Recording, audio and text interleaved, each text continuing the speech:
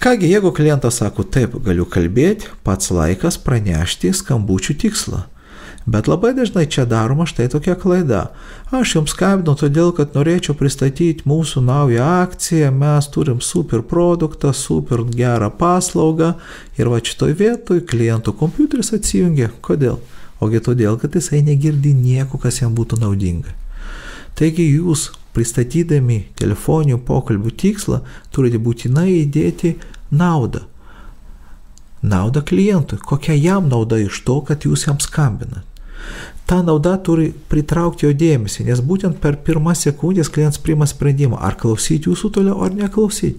Taigi, jeigu jūs pradedat kalbėti apie savo produktą, klientas mintise atsijungia. Bet jeigu jūs prašat kažką jam suteikiant tokią intrigą, tikrai klientas nori toliau su jumis kalbėti. Pavyzdžiui, kaip tai galėtų skambėti? Ponas Antanai, šiandien skambinu todėl, kad turim ypatingą jums pasiūlymą susijusį su galimybė sumažinti kaštus, kurios Tai, kas naudinga klientui, traukia jo dėmesį, o juk jums to ir reikia.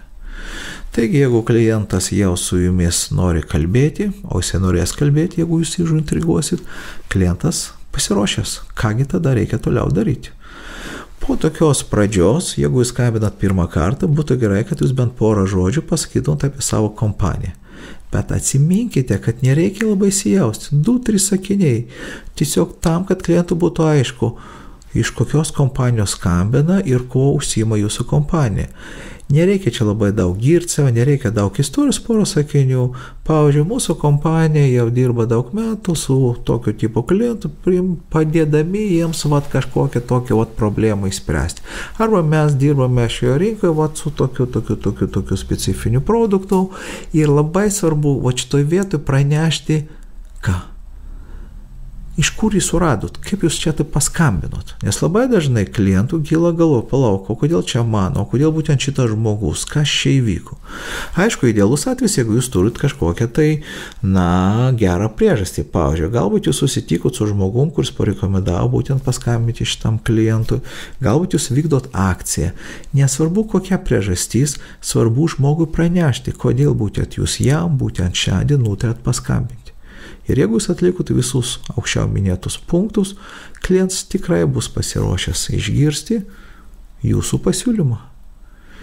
Tačiau ką daryti, jeigu klientas sako, ne, dabar negaliu kalbėti? Labai paprastai jūs tada sakote, kągi, sakykit, prašau, kada galėčiau jums paskambinti patogesnių laikų.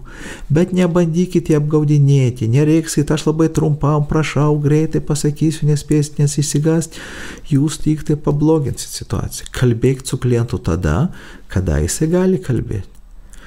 O jeigu jūs padarėte viską, kaip aš ką tik tai buvau pataręs, tai iš tikrųjų žmogus norės su jumis kalbėti, nes jisai girdėjo, kad jūs jam norit kažką pranešti labai naudingo. Taigi, klientas pasiruošęs.